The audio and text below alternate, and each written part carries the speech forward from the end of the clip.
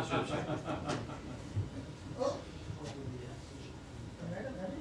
why what they do is places.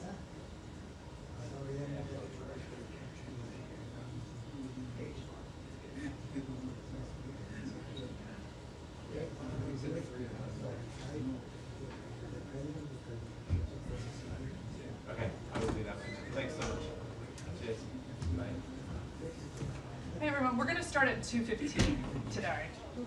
2:15. Thanks. Thank you, madam. Have a good day.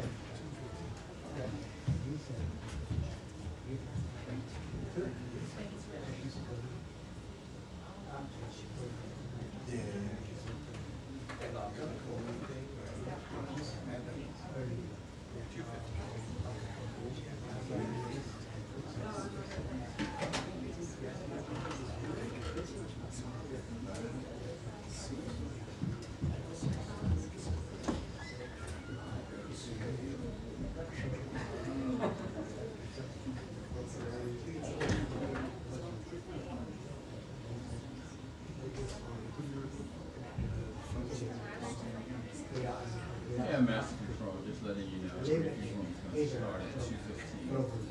All right, bye.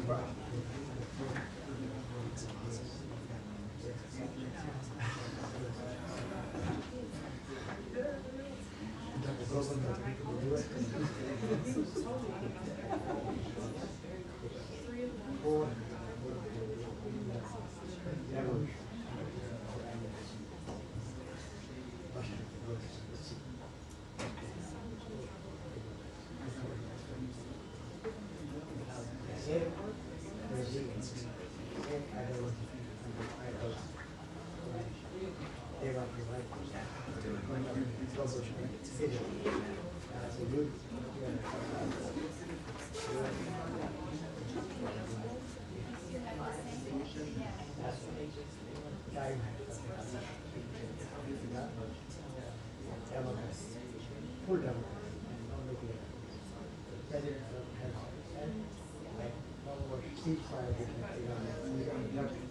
Complete and off nuclear facilities, nuclear sites, free. That's possible, maybe only. I don't know. Development full term. Just like that's the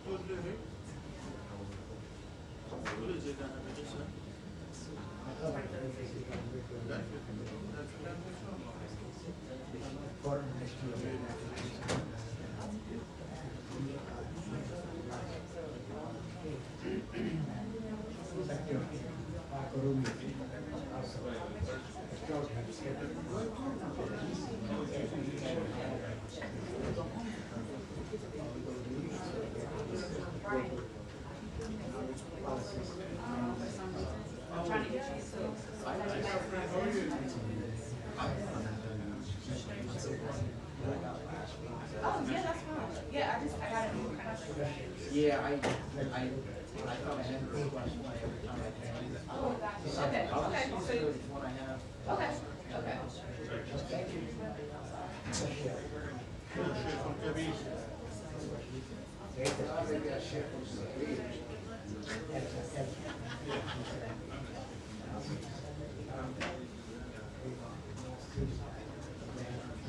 Complete and nuclear.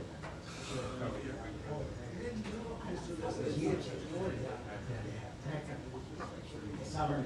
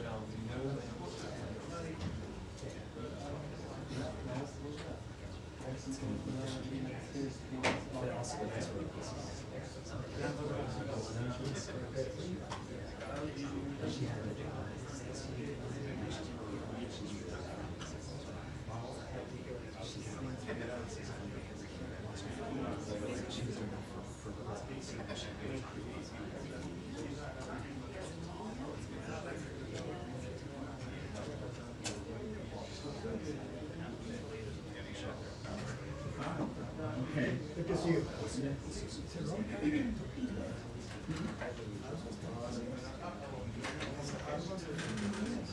Oh. Yeah. Oh. Right. I'm thinking of maybe. Look at it, year after year. Oh, I'm getting old. That's what happens. Yeah. How we Oh, right. sleeping, Right. how we behave. That's what comes. And I know you do give all the fruit that, which is a good thing. Yeah. Naturally, when I walk alone, Yeah. I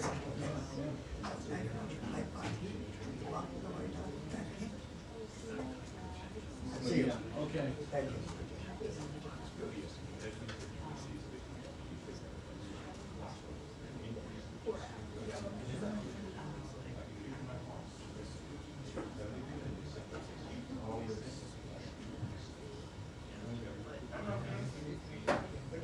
Good to see you.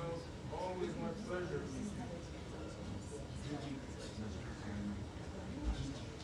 Hi, Zizi.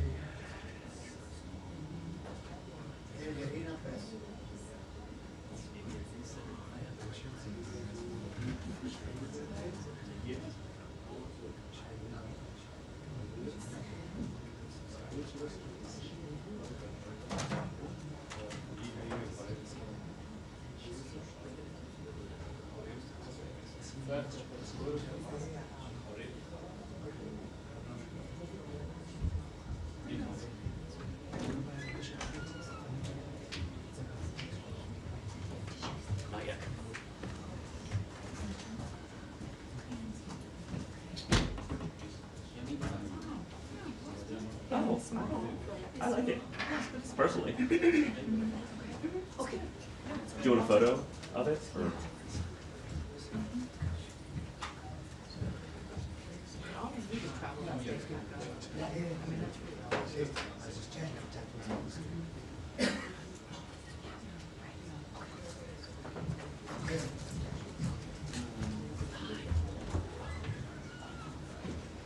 James Dewey, right? Don't worry. I was gonna say, I know you. That's right. Good to see you. Just back for the weekend. That's right. You're Malaysia. That's the one. Thank you. Say again. So if they thought about it, I don't know if they decided one way or the other. Yeah. Nice.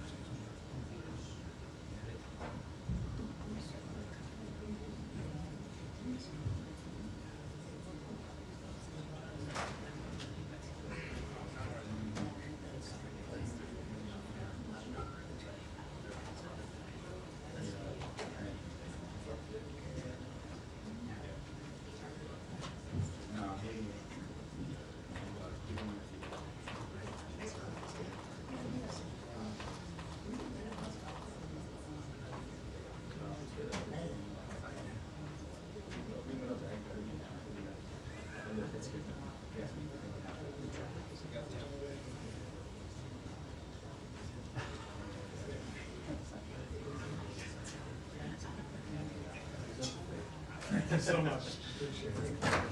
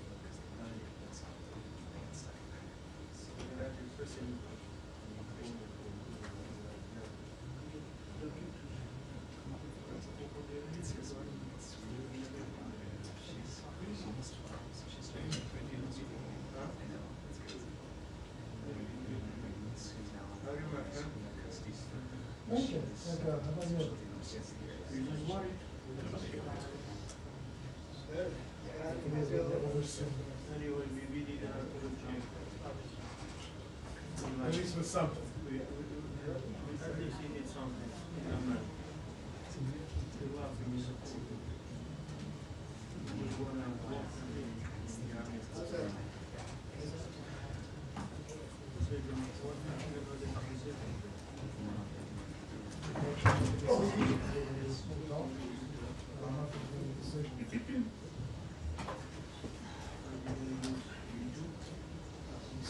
Taking more ownership of the situation.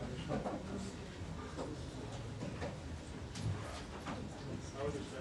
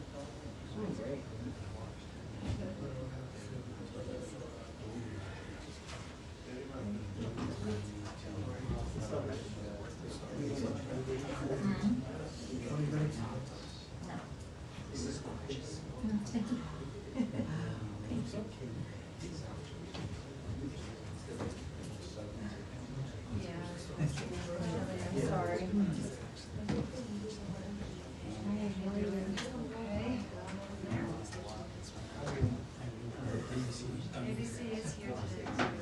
Serving. It's also taken.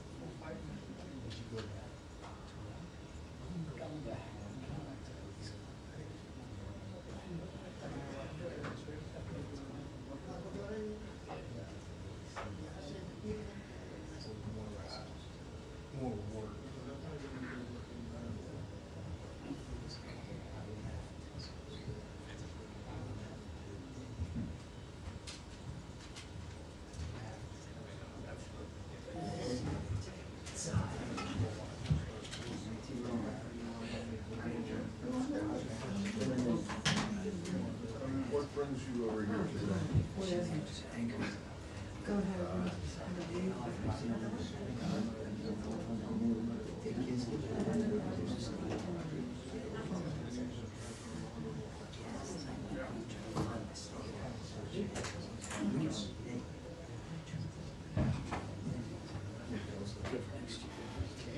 I had heartbreaking. But they look good.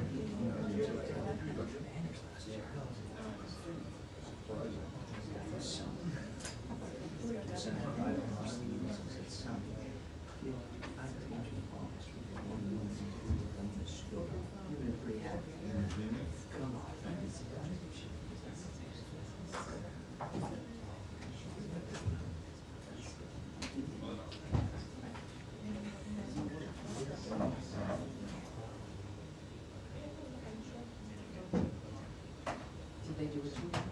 Yes. No, it's not good.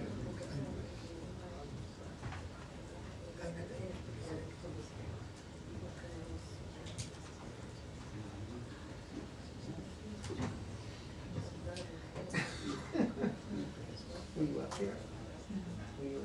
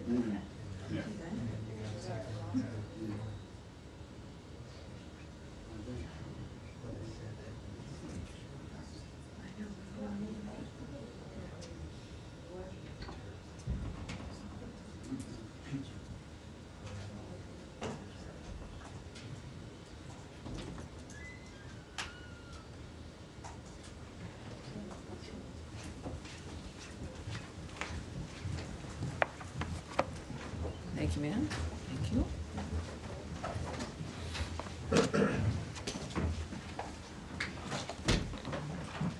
Hi, everyone. Hi. Welcome back. Appreciate you being here. Thank you.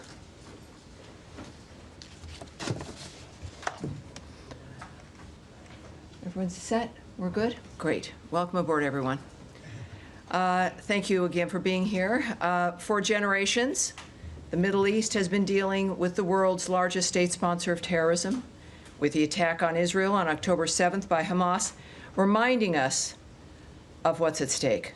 Due to the wisdom of the American people, President Trump's election to a second term has offered the world a chance to see an American leader committed to solving many of the world's existential threats with determination.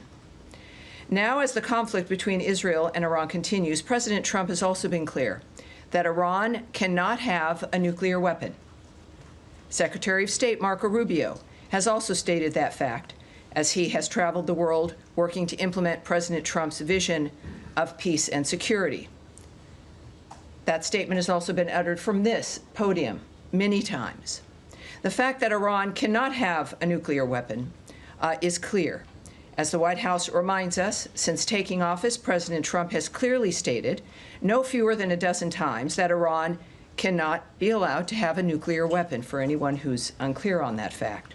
President Trump has made the same pledge no fewer than 40 times before taking office, even as far back as 2011. One of the highest priorities of the Trump administration is the safety and security of the American people. To that end, the Department of State has established the Middle East Task Force to help coordinate support for U.S. citizens, our U.S. diplomatic missions, and personnel and diplomatic engagement. The task force is operating 24 hours a day. Over the past week, to help keep U.S. citizens informed, we have issued more than 30 security alerts to countries in the region and updated the travel advisories for Iraq and Israel. We remind U.S. citizens not to travel to Israel or Iraq and not to travel to Iran under any circumstances. We continue to monitor the complex and rapidly evolving situation on the ground as we continue to assess and address the needs of U.S. citizens. We urge all U.S. citizens to regularly visit travel.state.gov for the latest travel advisories and security updates, and to enroll in the Smart Traveler Enrollment Program, also known as STEP, to receive timely alerts and guidance from the State Department. For Americans needing assistance, and there we have a bit of the website there for you, call +1 202 501 4444. That number again is +1 202 501 4444. If you're on that website, you can also click on that red box. It will take you to a page where you can search for the embassy of your interest, where you are, where you would like to connect to be able to get help from the embassy in the country where you are. And of course, the number's there as well for your closest U.S. embassy. I also want to add a couple other things here as we're dealing with this. It is certainly a rapidly evolving dynamic, but to conclude the topper here today, I want to recognize the State Department and other U.S. government teams around the world working under threat on behalf of the American people, particularly those in Israel and Ukraine, who spent another night sheltering in bunkers as they came under attack. Our priority is the safety of Americans overseas and here at home. It is the priority of Secretary Marco Rubio. It is the priority of everyone who works in this building, and the thousands of American citizens who work anonymously and whom you will never see, who are working in embassies and consulates around the world and working with those local nations to be there for American citizens and to help facilitate American diplomacy. Our priority is the safety of Americans, yes, here at home, but also overseas. We thank all of those working on behalf of the American people, all of you watching from home and from around the world. We thank you, and for everyone around the nation, we know and honor your work as we begin another briefing here, ready to take your questions. All right, yes, sir. Yes, hi, Tammy, thanks. Thanks for that. Could you give us some more details on this task force, how it's going to work, and specifically if it's going to help Americans potentially leave the region, be repatriated, or depending on the countries that they're in, and any more details you can give on that? Right. I won't be giving you, just as a reminder of how today is a little bit of a different day for the briefing.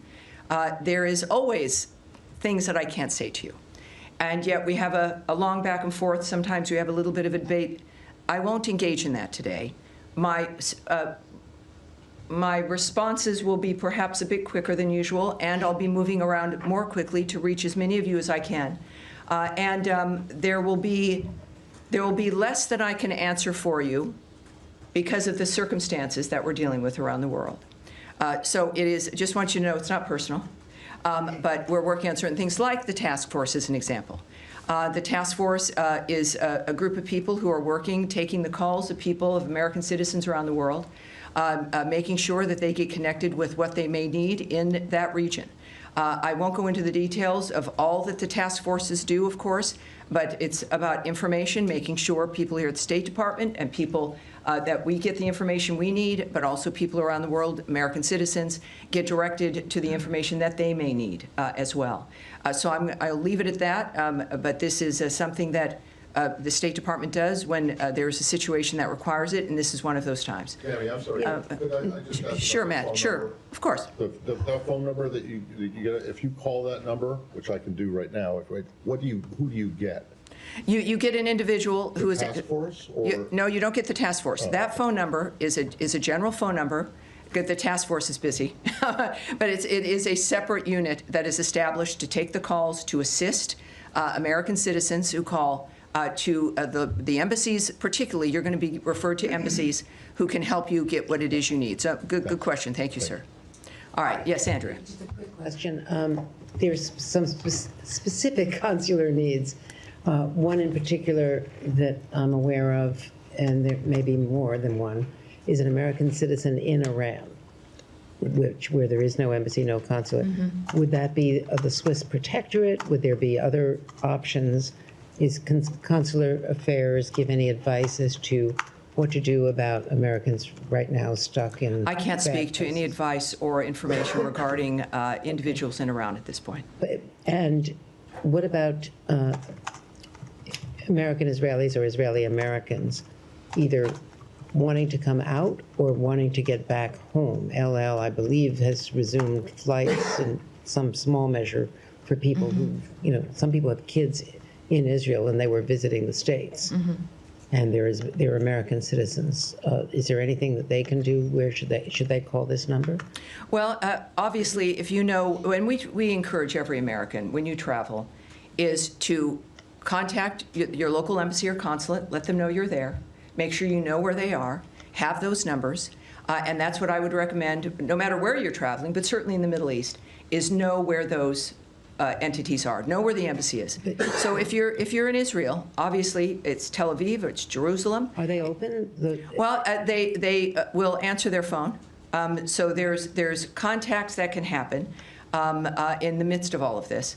And of course, I think that's the advice for wherever you are. But clearly, if you're in a certain area, it's obvious in this case that there are certain limitations in that region, and that contact the embassy, the one that is nearest to you, and you will, at the very least, make sure they know where you are, but also they will give you some options for the plans that you would like to make. Yes, Humaira. Tammy, I understand your limitations, but I have to ask this. I know you do. It's your job, and I appreciate that. I'm here to take questions, not necessarily always answer them. Yeah, Yes, last night ma'am. President Trump said he wants a real end, not a ceasefire. So does the United States support or pursue regime change in Iran, or are we just talking about dismantling Iran's nuclear enrichment, and would that include the United States helping Israel strike Fordo? Well, I'm certainly not going to characterize what President Trump says or tweets, for that matter. He doesn't need characterizing. He's one of the most transparent, one of the most clear individuals that we've known. I think that we can take his word for his word, but I'm not going to speculate on, in a larger sense, what that would mean. That is up to the president. He is the singular guiding hand about what will be occurring from this point forward, as he has been. And I think that dynamic is pretty clear. He says he wants an end, as he has said about every conflict that he has, as a peacemaker, worked to stop peacefully through diplomacy. That has been his commitment. And he wants these things, as he said about a number of situations, not for a month or 6 months, but durable ends to this nature of forever wars. And that has been his posture, and that's his posture now. Okay, I have an easier follow-up. Yes, ma'am. How many people... I'll take a hard one, too. I'd say. How many people so far have contacted U.S. missions in Israel or elsewhere, American citizens, seeking help to depart the country that they're in the Middle East? Yes, I won't discuss those details or the numbers involved with the embassies. Are you guys planning to facilitate charter planes to get people out or military evacuation? I will not discuss what our plans are in that regard. Yes, ma'am. Just to follow up on that really quickly. Sure. Are you guys considering at all operations that would help Americans who want to leave the region from evacuating? I know that our commitment is to the safety and security of Americans around the world. All right? Yes, sir. Yes, sir. Go ahead. Tammy, would the U.S. government like to see regime change in Iran? First of all, I'm certainly not going to remotely address that. It would require me to speculate or speak on behalf of the president, which I will not do. What we've seen, though, is clear, is months and repeated statements that all he wants is a peaceful world. His activity and the nature of the actions that the United States has taken and his special envoys have been rooted in one thing, which is negotiations, looking for diplomatic solutions to generational problems that he wants solved diplomatically. That has been his constant posture. And there has been nothing that has changed in what he wishes for, what he would hope to accomplish. And so, of course, that's not something I'm going to address. Is the U.S. government and the Israeli government on the same page when it comes to the intelligence about Iran's nuclear weapons program? That is a question for the White House and perhaps the NSC. That's not something I can answer here. Nadia. Thank you, Tammy. The president said you want to see Iran offers unconditional surrender. I'm not going to ask you to comment on the president's statement, but I'm going to ask you if the secretary is involved in any kind of diplomatic missions with his allies, with the Germans, with the French, trying to offer something to the Iranians as a way out. Well, I, again, would not speak on the details of any diplomatic conversations if they occurred, between whom, what those details would be. We know, of course, the Secretary and the President were at the G7. Their constant work from the moment they came to office has been to, and certainly Secretary Rubio, was to open up conversations and to lead the world through diplomacy to make a difference. But that's the only thing that would guide me when it comes to the nature of the decisions they're making at this point. Yes, ma'am. Without getting into the details of the conversations, is the door to diplomacy with Iran on its nuclear program still open from the U.S. perspective? That would be a decision made by President Trump. Have you heard from the Iranians signaling interest in continuing discussions? That is not something that I can speak to. Yes, ma'am. Going back to the consular piece of this in Israel, the latest security alert from the embassy there still says that the embassy is not in a place to evacuate or directly assist Americans. Do you have any timeline on when that might change for the Americans who are stranded in that country? And just looking at how quickly the security situation has changed there. The travel alert was raised to a level 4 from a level 3 for the entirety of the country. Is that a sign that the State Department was caught on its back foot a little bit by this change because Americans still can't get help? I can say the answer to that last question is no.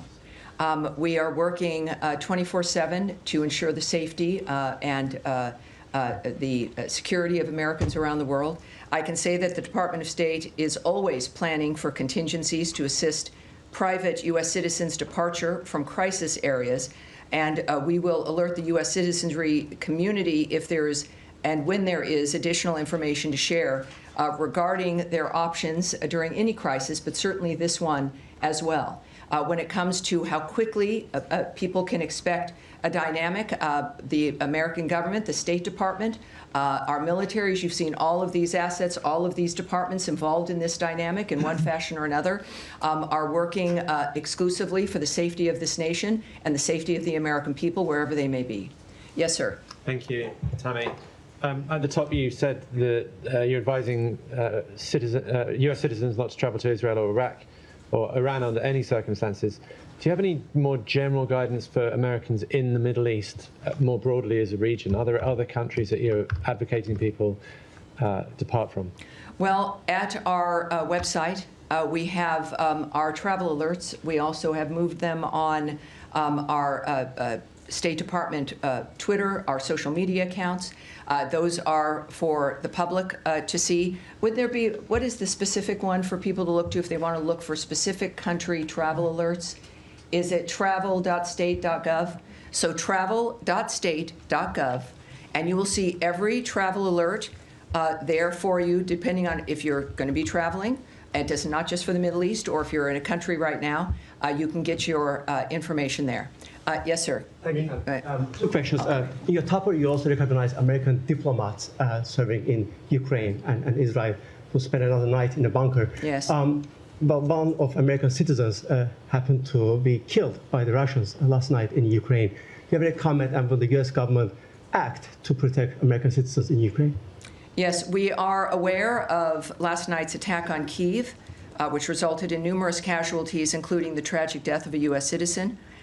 We condemn those strikes and extend our deepest condolences to the victims and to the families of all those affected. The President, in the recent past, has made his thoughts clear about striking the civilian areas in that regard.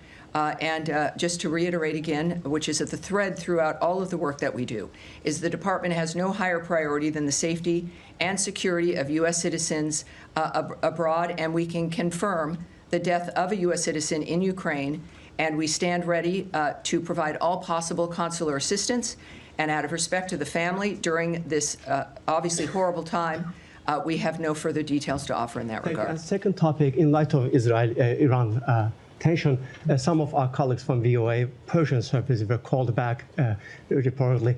How much does do the events of past few days signify the role of VOA and other outlets to counter these narratives from U.S. enemies? Yes, I'm not going to go into the details of what we're doing when it comes to communications into that region or into specific countries. Yes, sir. Thank you, Tammy. Two Iran-related topics. Number one, the administration kind of kept this conflict between Israel and Iran at arm's length over the first few days. And now, since last night and especially into today, we're hearing the president say, we more. We have control over the skies. We know where the supreme leader is. He's kind of taking more ownership of the situation directly. Is that feeling trickling down to this building as well? Is there more of an ownership of the situation in the State Department as well? Well, I again can't characterize the feelings of the President of the United States.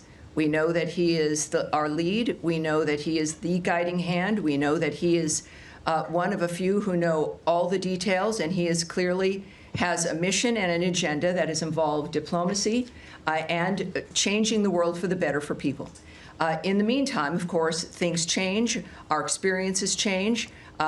He's making comments that are a reflection of what what matters to him, and of course, what matters to the president matters to the State Department and every other department.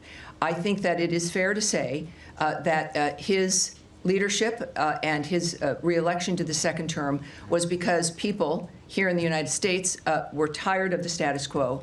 And what the world has seen is a peacemaker and someone who can make a difference, and that's what they're looking forward to. Final question. Can I get in one more? One more. There's no special envoy for Iran.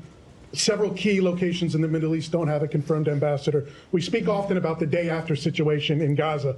What about the day after situation in Iran? Is the State Department ready for it? Well, the State Department and the Trump administration, while you may not see things immediately, just because it's not maybe in the news or you're not present for things that occur, doesn't mean they're not occurring. I would remind everyone that the State Department, as I've found out, is sort of like the military. It's 24/7. It is not something that is a basic 8 to 5 dynamic. And it's because people are working around the world constantly. It is literally their mission. Personally, their work is what they do and are committed to. So while you may see a certain thing in a static framework, it doesn't mean that we have not worked on that or are not working on that or that things will begin to happen. So it's just a reminder that it's not about the day after. We are working before, during, and after. It is the anticipation of people with history and an experience when it comes to the history, not just of a building and of a department of the United States, but the history of people working on diplomatic issues throughout the world. And they work for this department. They are committed to those issues, and that is what makes the State Department so effective, in addition to the leadership that is afforded by Marco Rubio, as guided by Donald Trump. Yes, sir, you've been waiting. Tammy, the NATO summit is in The Hague next week. Yes. President Trump and Secretary Rubio came back early from the G7 summit because of the nature of what's going on in the Middle East. If this situation is still unfolding next week, should we expect some kind of changes to the delegation, changes to travel? Should we be anticipating that if the situation is still ongoing? You know, I can't tell you if anything will change. I know it has not so far. But as we have experienced from day to day or even sometimes hour to hour, things do change. This is a very dynamic event. We've all had our special situations that we're interested in, and we all want diplomacy to work, and we've been cheering on summits and ceasefire discussions, et cetera. But this is something that is moving, as things tend to, very rapidly. So I would say that anything is possible. But at this point in time, that is still certainly on the books. But that's going to be obviously that's a presidential trip. That's going to be up to the White House. And I'm sure will be affected by their decision making based on what they see. Yes, sir. Thanks, Tammy. 2 questions, please. First of all, can you tell me, sir? Yeah, Alan Fisher from Al Jazeera English. Very good. How do you do? Fine, thank you. The U.S. intelligence assessment on March 26 was that Iran was not working towards a nuclear bomb. What's changed? That the U.S. position seems to be that it was very close. Well, again, I can't speak to intelligence assessments, what may or may not have changed, or to the fact that it is President Trump and his team who are seeing things that matter when it comes to the decision making, and I think that that's what's happened here. Second question is, if the president in his first term was willing to give the Taliban 18 months to come up with a deal, why was there only 60 days given to the Iranians to discuss something which is much more complicated? Again, I'm not going to discuss the details of the decisions made by the president. Andrea? I'm just saying that was Tulsi Gabbard's testimony in open session to the committees. Well, yes, and as I've noted, today is not that day. Next, yes? Yes, sir. Tie in the white shirt. Thank you. Is that you just suggesting that Andrea, we're moving on, please. Let's please be able to manage this. Sir, in the back there. Thank you, Tammy. My question is, the other week we were talking about the negotiations between Iran and the U.S., and the president was very optimistic about it. And now drastically everything has changed, and we are talking almost about a full-scale war between Israel and Iran. How do you name the procedure right now? Has the negotiations failed, or how can we name it? My second question will be, the Iranian state TV has been targeted by the Israeli Air Force. How do you see that? Do you see a state TV channel as a legitimate target? Well, you'd have to ask Israel about their decisions when it comes to the choices with what they strike and what they don't.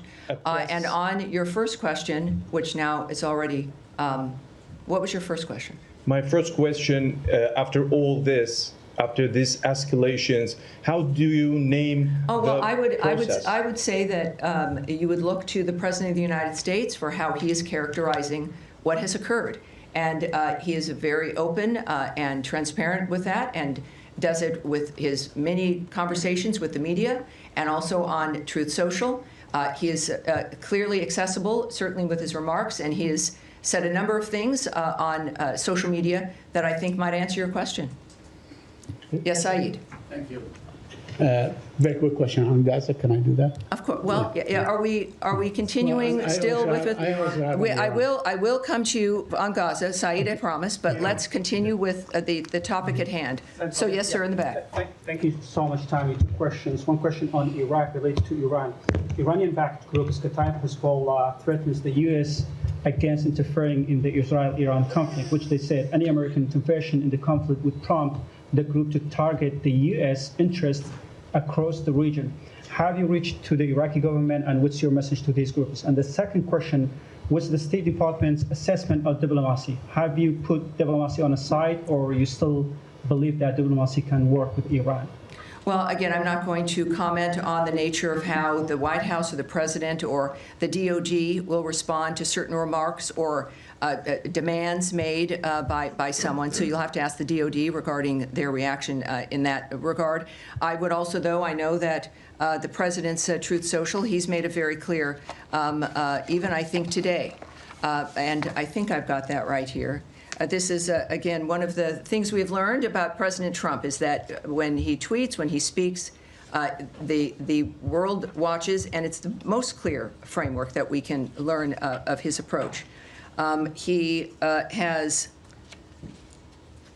I don't know if I can get to the exact one, but he has made it very clear that, oh yes, here we go. He has noted that we don't want missiles shot at civilians or American soldiers, or our patience is wearing thin. Thank you for your attention to this matter. He is making it clear, I think, here, regarding certain choices on the ground that are being made, and that what we've asked for regularly is, and what he has made clear is that we were not a part of the initiation of this, certainly. We're not a part of Israel's attacks on Iran. That I think was stated very clearly by both Secretary Rubio and the President. And that's important for them, for people to know. And in this case, of course, the President has made it clear that if Americans are hurt, or in this case, a missile shot at civilians or American soldiers, that there would be a repercussion. I think that would not be surprising. All right, we'll go back. Well, More on Iran. We'll close with you, sir. Thank you so much. Could you tell us about the role of partner countries in mediation efforts with Iran, like Mohammed bin Salman of Saudi Arabia, Qatar, and UAE? President Trump recently concluded successful trip to the Middle East. So what can you tell us about the role of these partner countries? It's clearly he went with a goal in mind. He makes deals. He's the best deal maker in the world. These partners in the Middle East that we have, they understand clearly our intentions and what our goals are. Thankfully, again, to the approach and the style of President Trump. I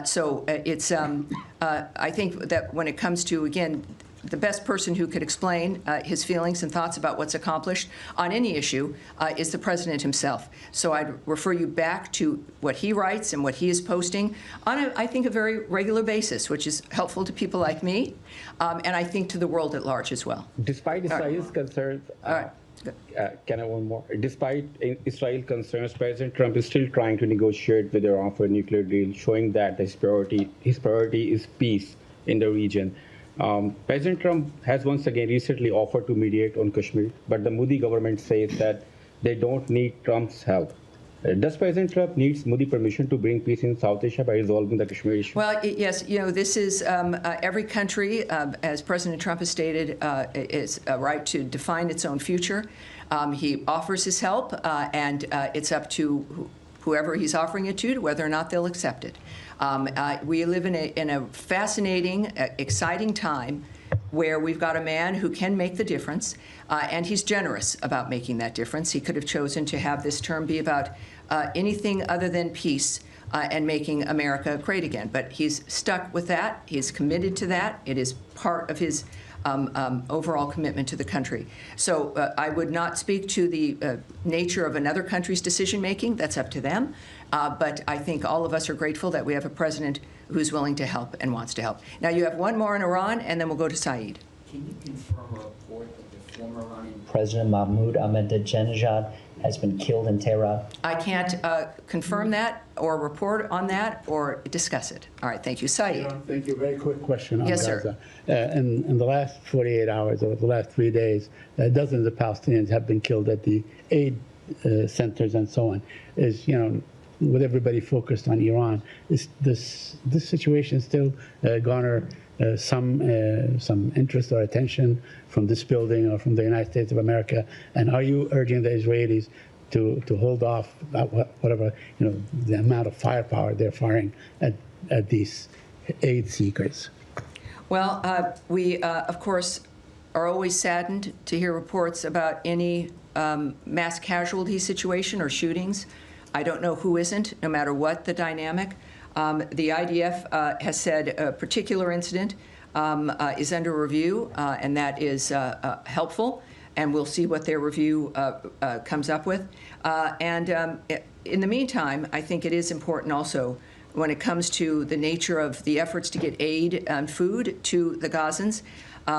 We now know, can report that the Gaza Humanitarian Foundation now is working at 4 distribution sites and has distributed nearly 26 million meals to date. So it is, again, a conversation about whether or not the State Department cares. Every day there's a demonstration. And when we think about the State Department, it's people. It's people who've committed their lives to a diplomatic life, to a life of foreign service, to a political life, to try to make the difference for the world. So we see that manifesting here. And as we also know with today's events and today's conversations, there's a reason why we need people like President Trump and the American commitment to peace abroad. All right? Yes, go ahead. Yeah, it's been reported over the weekend that the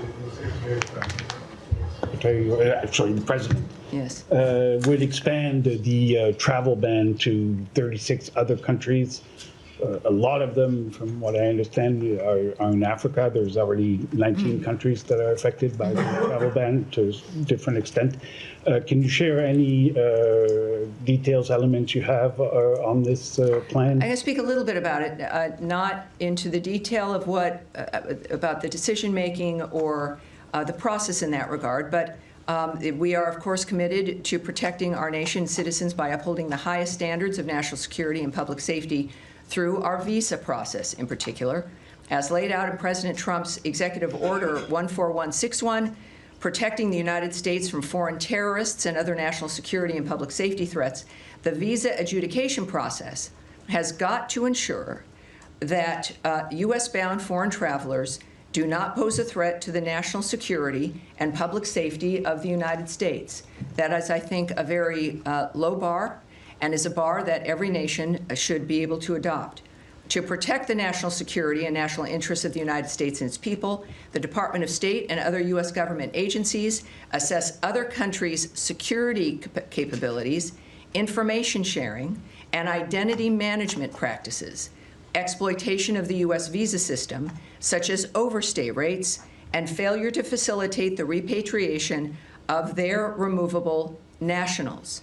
So, noting where a country, perhaps as you did, is located, the geoposition, the actual location of a country, is not a factor, or what continent that country is on. These are about very specific aspects about whether or not the United States feels it can trust the information we rely on those countries for to determine whether or not they'll get a visa. We don't, we rely on the vetting and the presentation of information from other nations in order to say, yes, you can, or you can't come.